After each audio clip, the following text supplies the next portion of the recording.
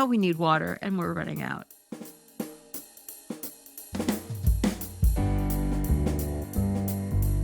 Welcome to Rising Anxieties, where we talk about what's worrying the meat industry, what's worrying me, what's worrying you, probably. Of course, there's really a lot to worry us at this point.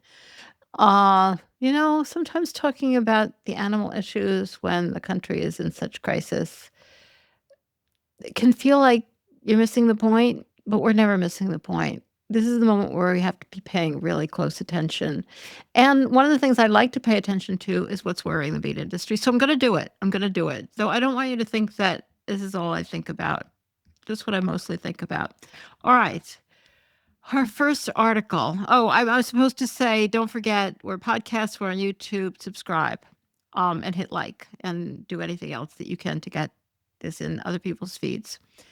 I got a couple of articles this week. This is something I should mention from Vegan News. This is vegan-news.net, where they just republish articles from other publications. It's very convenient, and I just wanted to give them a shout out. And you probably might want to follow them. I follow them on Blue Sky. I'm sure they're on all the other things as well.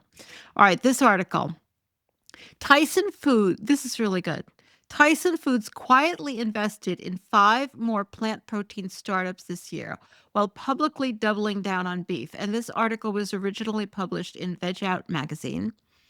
And every once in a while we hear about Tyson or another meat industry giant investing in alternative proteins. So we never know whether they're doing it because they want to kill them or I don't know, just because they have so much money they don't know what to do with it or whatever. But this article it's pretty in-depth, and it makes a lot of really good points. And it's not overly optimistic. It's not like, well, the meat industry knows they're going down, so they're hedging their bets. They are hedging their bets, though. They just don't think they're necessarily going down. And as this article says, the politics of protein in America have calcified in ways that would have seemed absurd a decade ago.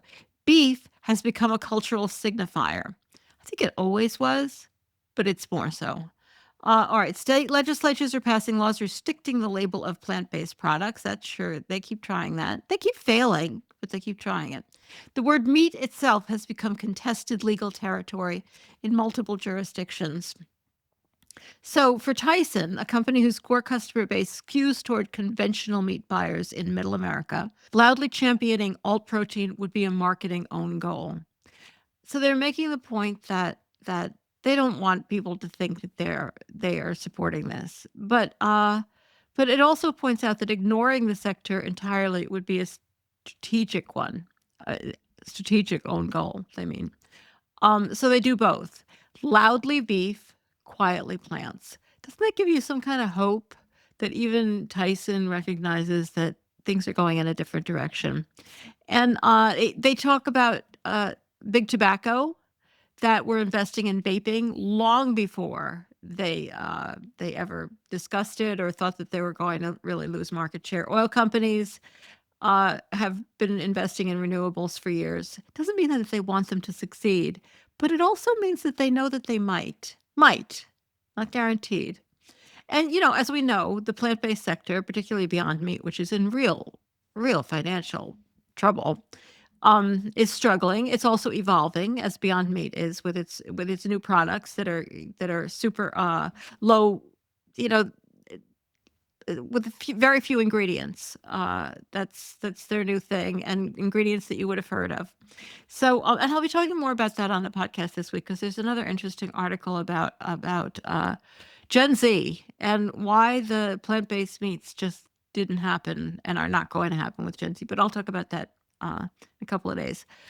Tyson's venture team appears to be reading the tea leaves. Their 2025 investments lean heavily toward next-generation approaches, fermentation, cultivated fat, agricultural infrastructure, rather than the first Gen P protein burger model that is cooled off at retail. So, that burger, which made us all so happy, still makes me happy every time I eat one. The Impossible Burger and the Beyond Burger, the original manifestation, I thought was absolutely delicious. I thought it was great. I cried when I first ate one.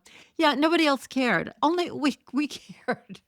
we were we were motivated, but everybody else tried it. It was like, yeah, this is fine. But who cares? They're not just talking about Tyson here. They're talking about Cargill, JBS, Smithfield, and they're making these quiet investments in these new products that they think might work. And all they want to do is make money. They don't care. I mean, they don't care about who they hurt in the process, but they also don't care if they don't hurt anybody. It's not their goal. It's just a side effect that they don't care enough about. They just want to make money. Um, and and so, there's a lot of reason to be skeptical, as this article points out. They might be investing just to get intelligence or to shut them down. And but as the article points out, they don't have a moral position on protein. They have a financial one. And there's a good reason to believe that financial interests are starting to worry them, and they think this may be the way to go. So I thought I like that they're worried about it. That's the purpose of this particular segment. Finding out what they're worried about and getting that to make us happy a little bit anyway. All right, another interesting article that was also republished in Vegan News, but was originally published in Veg Out. Climate scientists are now ranking foods by their water cost per gram of protein, and the results are reshaping school lunch programs in Denmark. This is cool because there's all different ways of comparing foods, and we tend to focus on carbon when we're talking about climate. They actually care about the planet disappearing in Denmark. We don't worry about that here in the United States. That's not true. If you're not in the United States, I want you to know that we do worry about it. It's just that our government doesn't. But so this is focusing on a different metric, water cost per gram of protein, and it measures the total liters of fresh water required to produce a single gram of bioavailable protein in a given food. And you won't be surprised at the results. Beef tops the chart at roughly 112 liters per gram of protein. I mean, what? Lentils sit near the bottom at 6.3 liters. 6.3 to 112. So there is this concept of a water footprint, which has been used in environmental science and to great other things. But bringing it to the protein, everybody's obsessed with protein.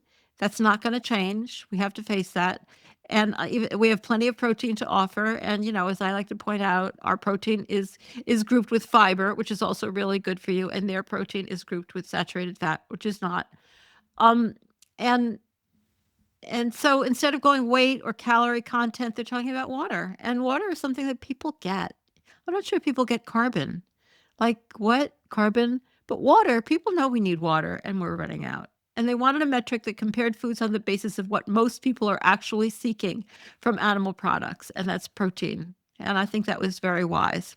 There's this thing called the digestible indispensable amino acid score. And apparently that is the internationally recognized measure of protein quality. And so they use that to weight their calculations. Even with this, their school lunches are not completely animal free. But they are very, very animal reduced. And beef appears less frequently, reduced from an average of twice weekly to once every 2 weeks. Lentil and pea-based dishes have filled the gap. One of the things that I liked about this article is they talk about how they were worried about getting the kids to eat it. And so they just hired some kids to do taste testing. Like, duh. And apparently kids care much less than adults do about a lot of things, and they're fine with it. That was not about the hard part. And so what does it say here? The focus on water rather than carbon may seem like a sideways move, but it reflects a growing recognition among climate scientists that water scarcity will be one of the most disruptive consequences of a warming planet, and will be one of the first. And I already think I think it also is just something that people really get. So that was that was a great article. I don't know whether the industry is worried about it, but they should be. I imagine they are. All right, now we get to the disgusting part of the program. We're starting with RFK Jr. I'm not saying he's disgusting. I mean, he is disgusting, but I'm not. That's not my point here. Um, uh, so as you know, he's the Secretary of Health and Human Services, God help us. And he suggested he's noted, he's very into everybody eating a lot of meat, which, it's not always been his thing, but he got talked into it. And red meat is very high on his upside down food pyramid. And so it's expensive. It's really expensive. So now they like need to change their communication on it. And I think this is a real thing. I think this is a more complicated thing than these articles are saying, because what he's suggesting is that people eat liver or cheap cuts in response to the high cost of beef. This is true all over the country, he said. There's a lot of good food in grocery stores that goes away. Like, what the hell does that mean? Where does it go? Is he saying it was wasted? It goes away. Most of the cheap cuts of meat are very inexpensive. Um, and talks about the fact that nobody can afford a porterhouse steak, but liver. I used to eat liver. I am so disgusted at that thought. Oh my God. It's actually called liver. It's your liver. I mean, it's their liver. The average, you probably are not that familiar with the cost of meat, but the average cost of a pound of ground beef went from $5.54 to $6.75 between January 2025 and January 2026. That's really actually a pretty big hike. And that there's, all right, this is a quote. There's a very minimal demand for beef variety meats. Don't you like variety in your diet? All right, here's the variety: tongue, lips, liver, heart, kidney, stomach, and intestine here in the U.S. I mean, these are meats that are, I don't know what we do with them now. I assume we sell them to other countries where they're more popular. Because I mean, have you ever been? I remember once when I was a child, I was served tongue. I didn't realize it was tongue. Like, who would serve a child tongue? And I found out later. I still have nightmares thinking about it. Yeah, I think that they are trying to get Americans to eat more of this stuff, and I'm not sure that talking about how cheap they are is the way to go, but I think there's a real push on to expand, to help out the beef industry, which of course is, hurt by all the tariff stuff, which who knows in what direction that's going. I can't pay attention to that anymore. And and and get people in this country to buy all these like weird parts of the animal, which we don't like to do. We just like to eat muscles. Um, but he's saying it's because of the money. All right. Another thing that made me think that, I saw this in a post on Blue Sky, and it was about an article in National Geographic, but I don't get National Geographic, and I'm sorry, I can't get them all. But this was from Jan Dutkiewicz, and the name of the article is "The Case for Eating More Organ Meat," and apparently it gave a lot of reasons. And Jan points out that maybe you should eat some tofu and don't support factory farming. And this has to do with, he points out this has to do with affordability and academics behind the nutritional guidelines. And, the fact that this has shown up in 2 outlets at this point. One of the things that he does feature from the article is that eating offal, they call it offal. Like it's a worse name for stuff. It's called offal. So funny. That it reduces food waste. Well, that's what they don't want to do. They don't want to waste any of their food. They want you to pay for it. Oh, God, it's disgusting. And then there was a response to that post from Kenny Torella, who reminded us of an article that was actually in The Atlantic in January, which suggested also eating more deer. So, yeah, maybe they should eat more tofu. But there's something going on here. This is more than meets the eye, I think. All right. That's enough of offal for me. I'm feeling a little mildly nauseous. This is this terrible, terrible article from Ag Daily from Brandy Buzzard. He's a ranch owner. After the flames, rebuilding our ag communities from the ashes. And she's talking about, I mean, her ranch did not catch on fire, but she's talking about how every year I am struck with grief when wildfire season starts. every year. It's a season. Uh, she's concerned because she has family, friends, and peers who must fight for their homes and livelihood. And this has just happened to some people that she knows. And she wants those who aren't familiar with wildfires to leave this article with a better understanding of the heartache and challenges left behind in the ashes. Left behind in the ashes of places where this happens, or at least there's a risk of it happening every year. And you know who dies. You know who dies. This is mostly in the plains in the western states. So, it's happening elsewhere as well because, of course, climate change.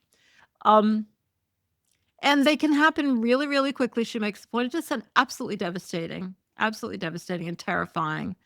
And she does give a nod to climate change. The climate change has caused fire seasons to last up to a month longer in some parts of the United States. Did I mention this is a season? It happens every year.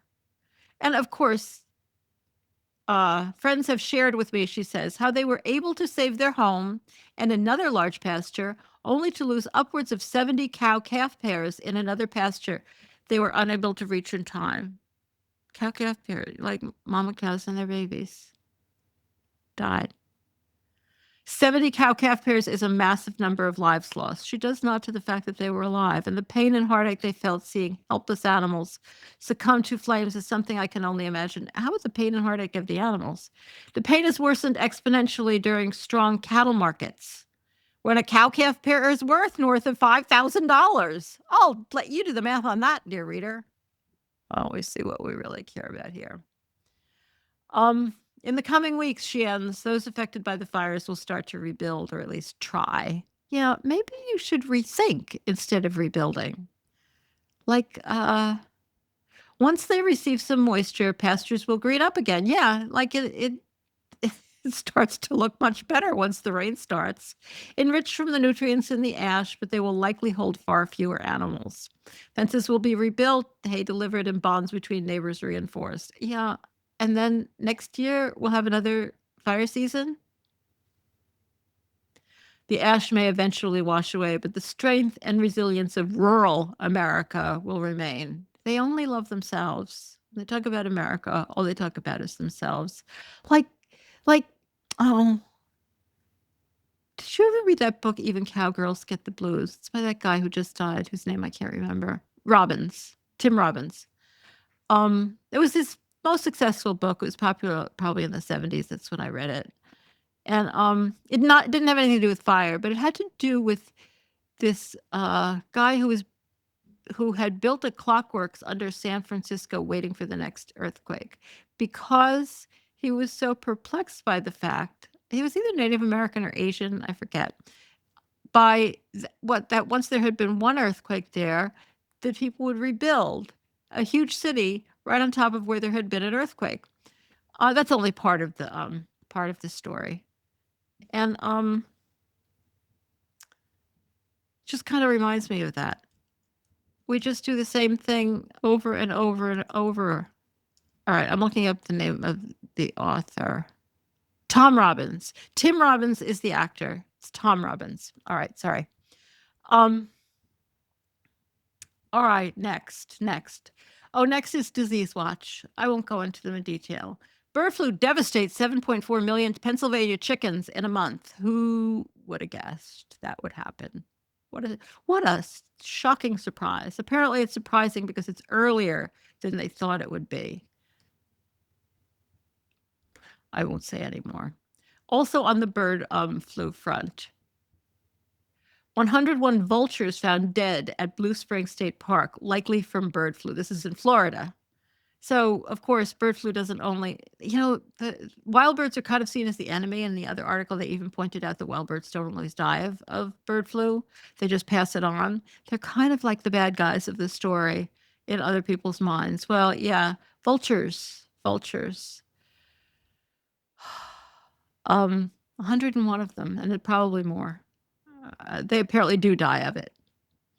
And then a new disease. Well, it's not new, but it hasn't gotten here yet, but they're really worried about it. So I just thought I'd give you a heads up, so we can wait for it to come. African swine fever. Why vigilance today protects our pigs tomorrow. Yeah, maybe we should just. All right, I'm sorry. I, I won't. I'll try to avoid the completely obvious.